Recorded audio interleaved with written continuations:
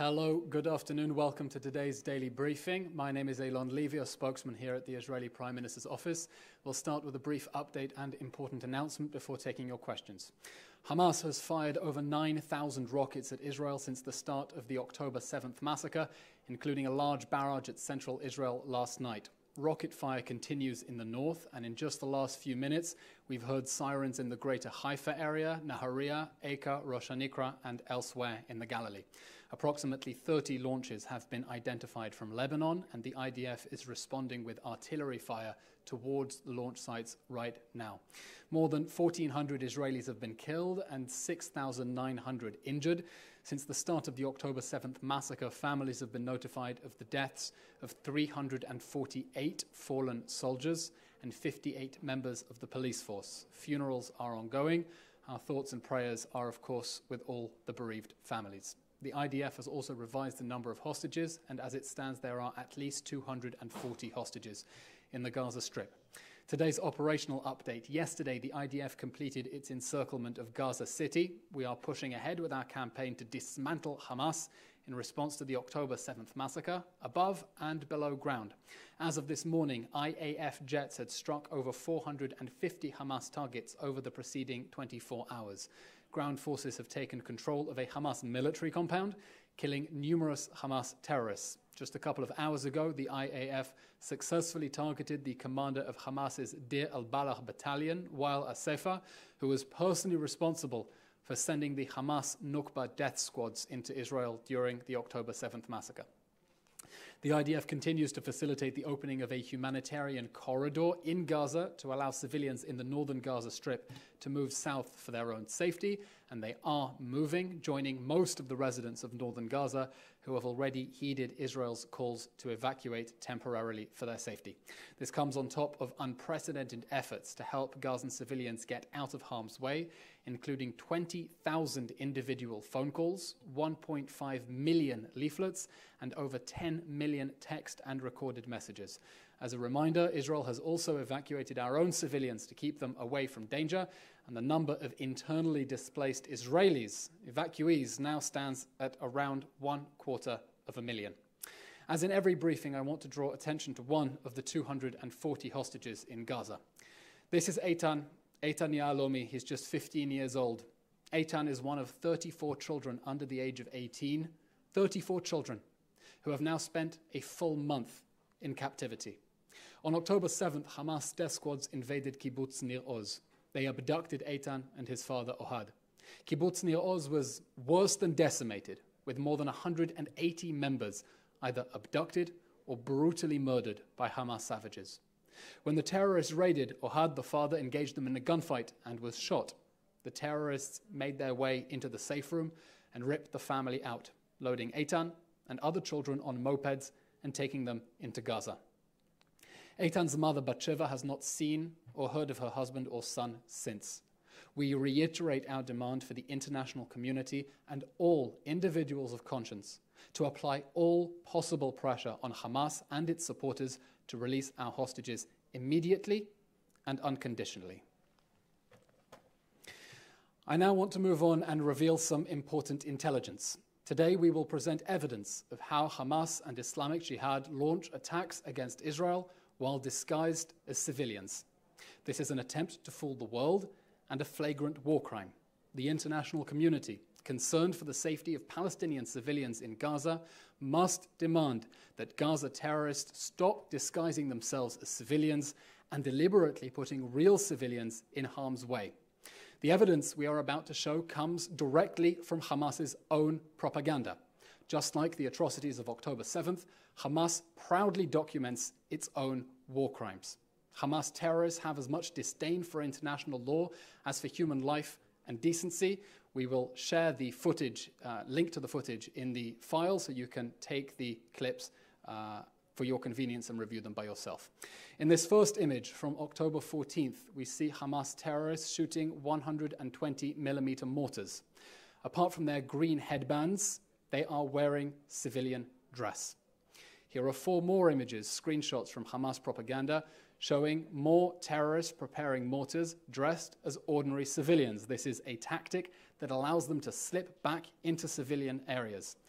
Here in image 6, a Hamas terrorist wearing chinos and a polo shirt. In image 7 beneath it, retrieved from November 1st, it shows a Hamas terrorist wearing Adidas sweatpants emerging from a tunnel. Image 8, an Islamic Jihad terrorist also wearing Adidas sweatpants. Images 9 and 10, more Islamic Jihad terrorists shooting mortars, again in civilian dress. In this screenshot from November 2nd, we see the terror operative on the left, not wearing military uniform as required by law, and those images are clearer in the video footage that we will be sharing with you now. This image from November 3rd shows a terrorist in a terror tunnel carrying an RPG-7, again in civilian clothes, and here we have another terrorist in active combat carrying a rocket launcher and again wearing civilian clothing. Hamas purposely violates the rules of war by conducting attacks in civilian dress, by fighting out of homes, schools, and hospital. It is purposely endangering real civilians. By fighting out of ambulances, it is committing the war crime of perfidy. Hamas deliberately puts its own civilians in danger in full violation of its international obligations to protect its own civilians. Israel uses its military to protect civilians. Hamas is using its civilians to protect its military. Hamas is attacking our civilians while sacrificing their words, its own civilians. These are war crimes.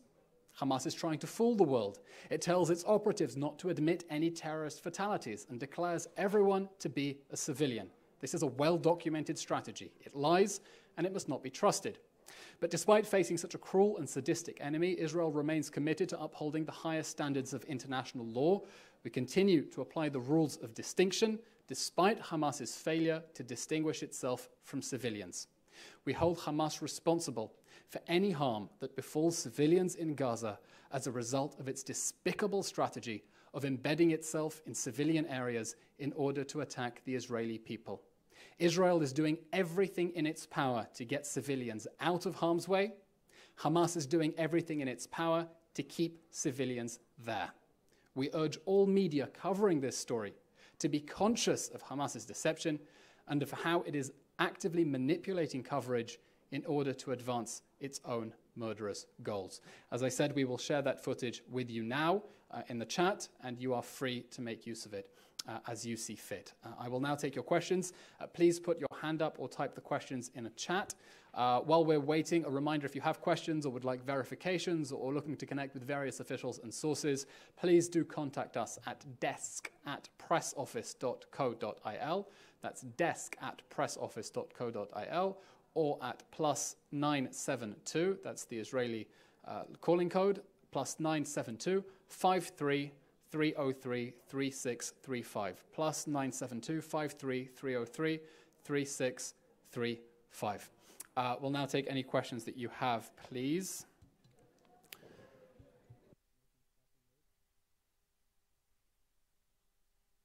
Okay, David Isaac, if you'd like to come off mute, please.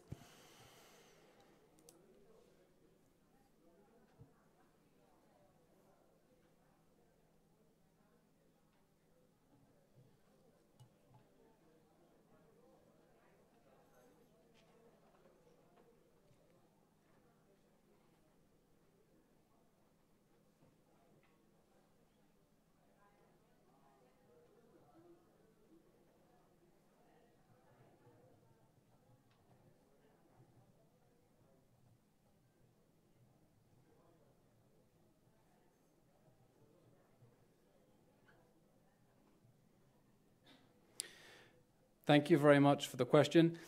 We will continue to destroy Hamas, to remove its military and civilian machine inside the Gaza Strip, because we have no choice, because we will not go back to 6 a.m. on October 7th. We will not go back to a world in which Hamas death squads can invade our land and butcher our people at will. I'll remind you, history didn't start on October 7th. This comes after nearly 20 years of Hamas rocket fire.